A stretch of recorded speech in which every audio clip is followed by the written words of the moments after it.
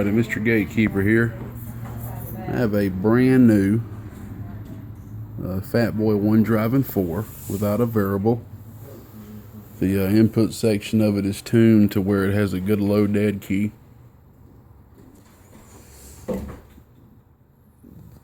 be honest with you myself, I don't even use variables unless I'm using the boxes as drivers.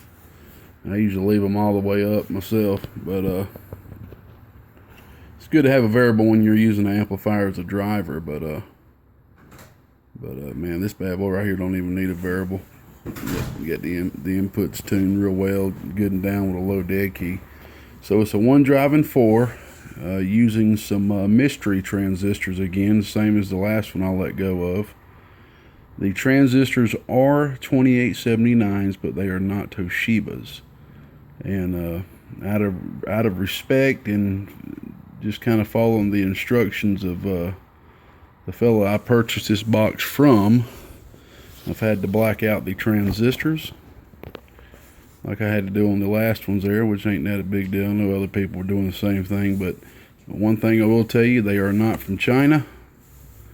Okay, they are not Chinese transistors, and they are 2879s, but they are not Toshibas. So it is what it is.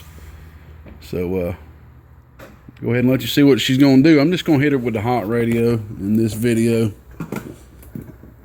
Actually, I got my bench radios all unhooked right now from when I was doing the video with this. So I'm going to be driving 8 watts RMS. This is considered more of a high drive because it is a 2879 driving 4 2879s. Okay, I don't even know if I mentioned that in the last one, but it is a 2879 driving 4, so it is kind of considered a high drive. You can drive, 30, 40 watts into it. I'm going to be driving about 40 watts PEP, which is doing 8 watts RMS. Okay, 8 watts RMS. Alrighty, I'm on the 1000 watt slug. Okay, here's your RMS.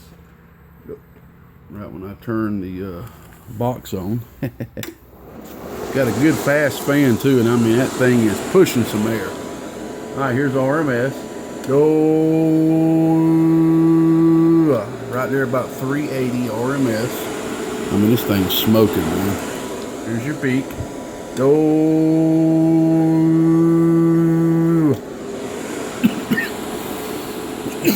Excuse me. Got a frog in my throat. I'm gonna let you see the dead key on this thing back on the RMS. Good low dead key right there, about 50-60 watts.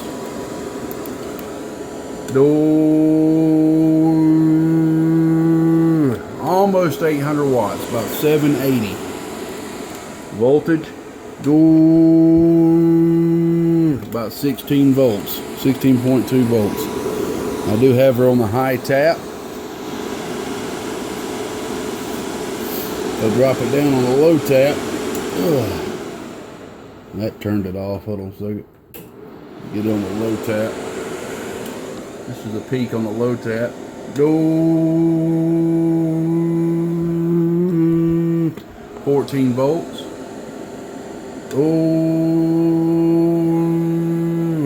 About 650 watts or so. Let me go ahead and turn the supply off. Unhook everything, just show you the inside. Let you see that everything's brand new like I say it is. Alrighty. There she be. Brand spanking new, straight off the hot plate, as I say.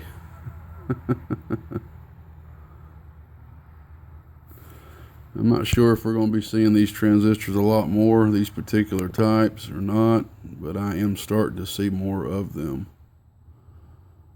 It ain't even really worth, getting all crazy about. They're, like I said, they're 2879s. They're just not Toshibas, and they're not from China. I have my beliefs, but really when it comes down to it, man, is what kind of power is it doing? Is it going to stay that way? Now I will tell you, these are quality transistors. The funny thing about them, I have actually seen them ever since I've got in the hobby, but I hadn't seen them used a lot. But if you know what you're looking at in here, you'll notice there's a few things done differently to make these transistors work, as well as they are working for what they are. Like I said, you're not going to see no power like you would with some Toshibas. You know, it'd be knocking off a 1,000-watt scale. But it ain't enough power difference to even notice notice a difference on the other end. I mean, you've seen it bumping 360, 380 RMS. I mean, if it's doing RMS watts, that's all I'm worried about. To be honest with you, my personal preference. All right. Got a nice little fan on there too. All right, well, I'll pop the top back on there and put the screws back on it and wrap it back up in plastic. Whoever gets it, hope you enjoy it. Should have a few more of these coming through, I think.